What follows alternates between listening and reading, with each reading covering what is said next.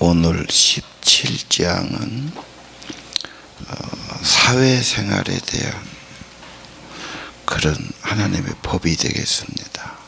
그래서 모세오경은 율법서, 법전으로 봐야 되고요. 뭐든지 먼저 그런 규칙들이 정해져야, 또 규칙들이 잘 지켜져야 사회생활이 잘 되지 않습니까? 그래서 하나님께서 오늘 세 가지입니다. 하나님에 대한 것, 이웃에 대한 것, 그 다음에 왕 지도자지요.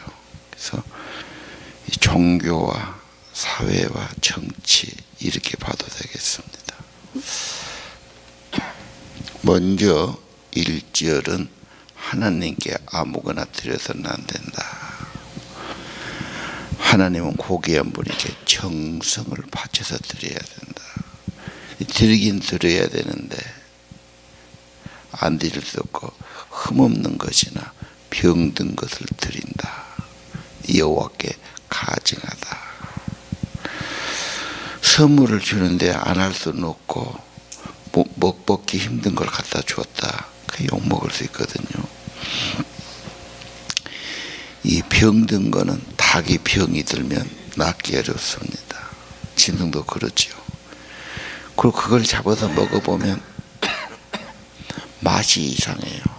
그래도 없을 때 옛날에는 그 버릴 수 없으니까 먹기도 했어요. 그러나 병들어 죽으니까 바로 죽기 전에 그냥 잡아서 먹죠. 근데 색깔도 이상하고 맛도 좀 이상하죠. 병들면 그래요.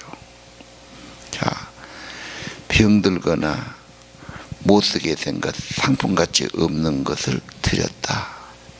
그럼 받은 분 입장에서는 무시당하는 것 같이 느끼잖아요. 언제나 선물은 정성이 들어가야 되죠. 좋은 걸 드려야 되고요. 그래서 우리가 제사상에 놓을 때는 시향 같은 거 하면 제사상에 놓죠. 뭐 배도 제일 큰 놈을 갖다 놓고 생선도 좋은 걸 갖다 놓고 뭐 이렇게 제상을 치란 거지. 거기다 뭐 이상한 거 갖다 놓으면 그 말이 안 한 것보다 못하죠. 그래서 언제나 제에서는 최선의 것을 드린다. 하나님께 바쳐질 때 언제나 좋은 것을 드려야 된다. 그 하나님 앞에 하는 게 참 중요해요. 그래서 정성과 사랑과 최고의 것을 드려라. 그럼 드리면 어쩝니까? 하나님이 관심이 있지요. 받으시죠. 그리고 하나님이 받으시면 재물만 아니라 그 삶을 받으시기 때문에 최고의 삶이에요. 하나님을 상대하고 하나님이 받으시는 게 최고의 가치 있고 축복 있는 삶이죠. 그래서 예배나 정성이나 예물은 그의 신앙을 말하는 거예요. 우리가 믿는다고 하지요. 정성을 드린다고 하지요. 그러나 아벨은 그 예물로 말한 거예요. 사실 그러지 않습니까? 내가 하나님 사랑한다, 감사한다, 정성을 드린다. 그래서 억지가 아니고 기꺼이 드리는 거, 정성을 드리는 거. 그리고 그것이 최고로 복된 삶이다.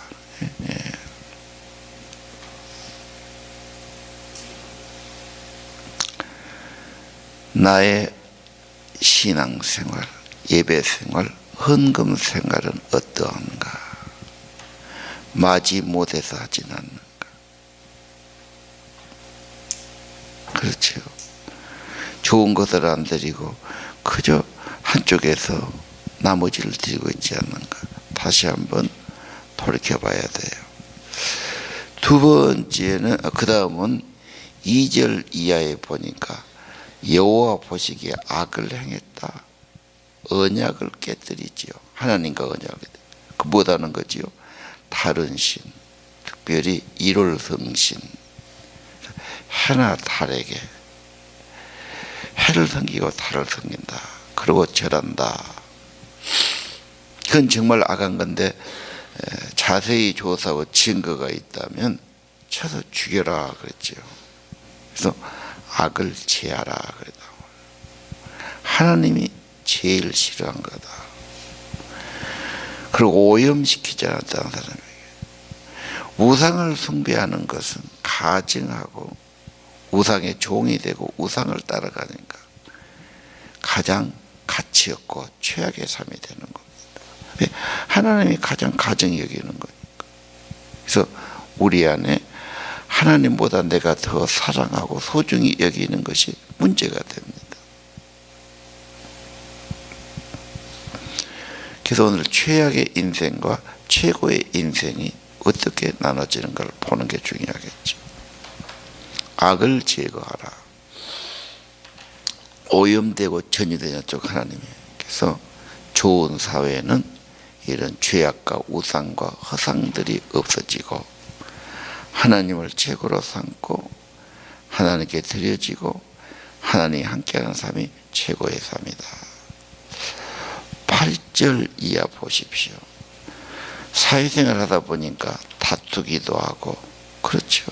상해를 입혀서 피가 나기도 하고, 또 서로 억울하다고 고소해가지고 뭐 그럴 수가 있죠. 자, 언제나 인간 사회에는 네가 옳으냐 내가 옳으냐, 억울하다, 피해를 봤다, 다툼이 있을 수 있어요. 애들도 다투지 않아요. 애들은 그냥 끄떡하면 다투지요. 어른이라고 안 다투겠습니까? 갈등이 오죠. 그래서 재판이 있는 거죠. 잘하냐 못하냐 공정하게 가려야죠. 그래서 잘못하면 잘못했다고 그러고 옳은 건 옳다고 그래야지. 거꾸로 된 사회는 뭡니까? 잘못해도 괜찮고 잘해도 뭐 알아주지도 않고, 더 나쁜 사회는 악한 놈은 보호하고 깨끗하고 바르게 사는 사람은 무시하고, 이건 아주 후진국이고 부패한 사회지요. 예. 그러면 사람들이 어떻게 그런 사회에서 살겠습니까? 아주 나쁜 사회입니다. 좋은 사회는 공정하고 옳은 것은 보호하고 나쁜 것은 벌하고 그래야 되죠. 그래서 언제나 바르게 판결해야 된다. 사람 형편 따라서 좌나 치우쳐서 안 되고 하나님의 뜻을 따라 법을 따라 바르게 해야 되고, 내가 어려운 것은 재판관에게 가져가, 그것은 제사장이나 원로들이나 납비들의 그런 재판하는 모임이 있었다.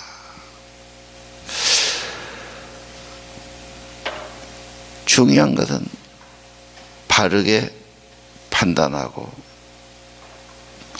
남에게 피해를 끼치지 않고, 그렇죠.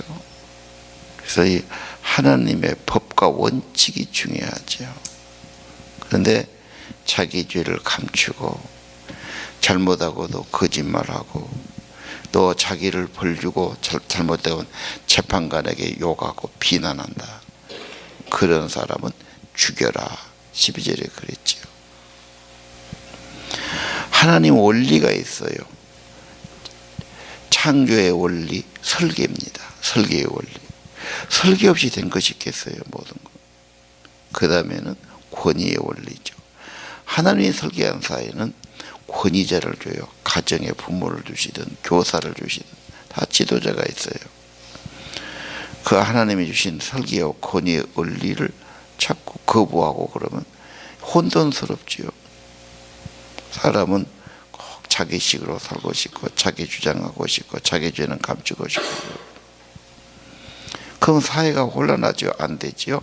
그래서 사회는 정의롭고 공의롭게 판단하고, 그렇죠. 결정해 줘야죠. 그래서 그 나라의 최후의 보루는 사법부 재판관입니다. 그 재판관은 어떻게 해요? 양심을 따라 재판하죠. 그 재판관이 흔들리면 그 나라가 안 되지요. 그래서 재판관들을 보호한데, 우리나라는 재판관 하면 막 요즘은 SNS로 막 그냥 욕을 하고 신상털기하고 막 굉장히 지금 그런 게 있죠. 예. 미국 같은 데는 사법부의 종신직입니다. 어떤 경우에도 흔들림이 없고, 그래서 대법관이 되면 종신 죽을 때까지 하고 정말 자기 명예를 걸고 양심껏 판단하지. 우리나라도 여러분 헌법재판소에서 재판하니까 대통령도 탄핵됐잖아요. 대법원에 9명, 11명이 모여서 결정하면 그것이 최고의 법이 돼버리죠. 이 사법부 바르게 한다는 것 중요하죠. 이제 후진국은 다 지그들이 임명하고 그냥 무슨 대통령이나 왕이 그냥 뭐 이렇게 놓고 뭐 그래서 재판이 그냥 공정하니 안 되니까 문제. 하나님이 굉장히 싫어하죠. 부패한 사회 후진국은 공정함이 없는 거고 공정하게 판결하고 그 판결에 순종하고 이 사회생활의 기본이죠. 그럼 법과 원칙이 없다면 어떻게 해야 되지요? 원칙도 없고 법도 없어요. 혼란이 있죠. 힘 있는 사람 악한 자가 판을 치겠죠. 그래서 어떻게 살아갑니까? 자, 하나님 공의를 유지하기 위한 규칙들, 법들이에요. 최고의 사회사가 되기 위해서 하나님 관계. 그렇죠? 벌써 정신이 있었고 벌써 하나님에 대해서 흐트러지면 다 흐트러지는 거예요. 이게. 하나님 관계, 이웃 관계. 세 번째는 정치가 중요하지요. 지도자들. 그 당시에는 왕국이니까 왕입니다. 민주주의가 아니에요. 왕국은 왕이 모두 주인이에요. 왕의 것이에요. 이게 왕이 굉장히 중요하고 왕이 잘못하면 나라가 망하는 거예요. 그대로. 자, 왕을 세운다. 하나님은 왕 세우고 원치 않아요. 사무엘에 그러죠. 하나님의 통치를 대행하면 돼요. 근데 왕을 세우라니까 그때도 조건을 말하죠. 여기 비싼 겁니다. 15절 반드시 하나님이 택하신 자를. 왕도 하나님이 옳다 이렇게 해줘야 돼요. 힘 있다고 되는 게 아니에요. 큰일 납니다. 아간 왕은 얼마나 문제가 옵니까? 아주 문제가. 우리나라 역사도 뭐 연산군이나 뭐 이런 악한 왕이 생기면 엄청 혼란스럽습니다.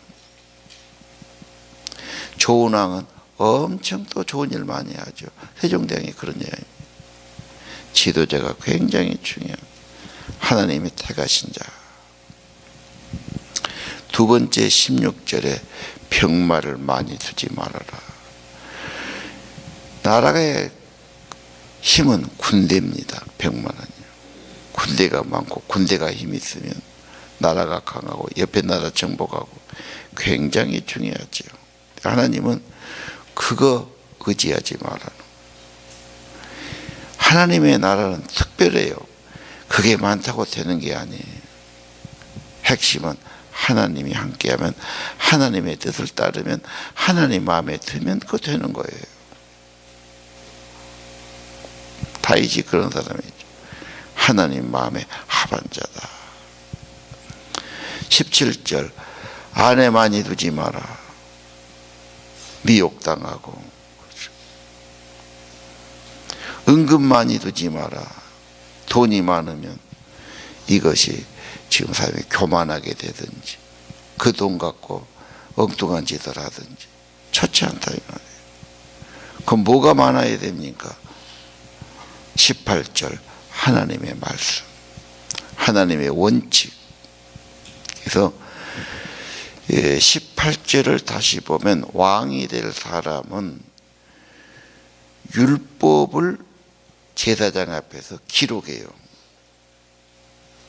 누가 기록하냐? 아마 왕이 될 사람이 기록해야 될 거예요. 그때는 인쇄술이 없으니까. 그래서 율법의 사본을 100개 쓰지요. 평생 그 일을 하란 말이에요. 그래서 19절 평생 자기 곁에 두고 읽어요. 그러니까 모든 나라를 다스리고 정치하고 사는 원칙이 법에 있어요. 그 율법서는 모세오경이에요. 그래서 하나님 마음에 합하게, 뜻에 합하게 평생 읽고 또 비교해 보고 뭔 일을 하면 이 규칙을 보고 규칙을 따르고, 공무원들은 항상 법규칙이 옆에 있어요. 꺼내다 보지요. 거기 맞아야 허가 내주고, 그거 안 하면 책임을 자기가 다 지지요. 그래서 옆에 두고 읽어서 하나님 경외를 배우고, 율법의 모든 말과 이 규칙을 지켜 행하라 그랬어요. 그러니까 철저히 하나님 대리인이죠. 하나님 나라고 하는 뜻이죠. 자, 이 죄는 뭡니까? 그렇게 하면은 교만하지 아니하고, 지멋대로 안 되고, 사람 말 듣고 이리저리 안 가고, 그러면 어떻게 됩니까? 네 왕의 날이 장구하리라. 하나님이 쓰신단 말이에요. 이게 비결이죠. 그럼 왕이 하나님 말씀을 따라가면 선을 장려하고 악을 제어할 것이고, 살기 좋은 공의로운 사회를 만들 것이고, 하나님이 기쁘게 하는 세상을 만들 것이고, 이거란 말이에요. 이거란 말이에요. 오늘 뭐든 국회의원 하겠다, 시장 나오겠다, 대통령이 나오겠다, 지도자는 자기를 근본 하나님이 세상을 만드셔야 돼요. 하나님의 원리를 따라가야 돼요. 하나님 경외해야 되고, 이 말씀을 밤낮 두고 비추어서 정책을 만들고 시행하기도 하고 일하기도 하고, 비추어서 틀린 것도 고치기도 하고. 다윗이 그렇게 한 다음에 열왕기하 2장에 보면 다윗이 죽어요. 나이 많아 죽을 때 솔로몬을 부르지요. 왕위를 넘겨주니까. 다윗이 유언해요. 내가 이제 열조가 가는 길로 갈 것 같다. 너는 대장부가 되라. 담대해야 된다. 뭔 일을 하려면 담대해야지. 주저주저하면 일이 안 되지. 그러나 성경 말씀대로 네가 따라간다면, 똑같아요. 이 말씀대로 따라간다면 네 왕 위에 오를 자가 계속될 거다. 그래서 다윗의 왕조가 계속된다는 거예요. 하나님이 허락하지요. 하나님이 지켜주는 거. 그래서 이 권세든 지도자든 결국은 하나님이 해주셔야 되니까, 오늘 말씀대로 평생을 말씀을 곁에 두고 읽어라, 비교해라, 점검해라, 그 따라가고 그 뜻을 주가라. 하나님 왕을 대리인 삼아서 하나님의 뜻을, 하나님의 나라를, 하나님의 통치를 이루고 싶어 합니다. 지금도 하나님은 똑같습니다. 이 나라가 깨끗한 나라, 하나님을 기쁘시게 하는 나라. 그렇죠. 공의롭고 정의롭고 좋은 지도자 굉장히 중요하죠. 학식이 그렇게 중요해요. 인물이 그렇게 중요한 거 아닙니다. 하나님 뜻이 중요합니다. 그런데 정치 지도자들이 하나님의 뜻을 구하기보다는 사람들 무슨 인심을 살피고 사람한테 표를 좀 모아보려고 그러고, 뭐 별 제도처를 다 쓰죠. 사람 많은 곳에 얼굴 내밀고, 그저 돈 많아갖고 뭔 일을 해보려고 그러고, 힘을 들게 해서 해보려고. 하나님이 쓰셔야 되지. 여러분, 돈 갖고 너무 걱정 말고, 힘없다고 걱정할 것도 없고, 하나님이 쓰시고 하나님 마음에 합하고 평생 하나님 말씀을 곁에 두고 있고 그 뜻을 따라가면 되지 않겠습니까?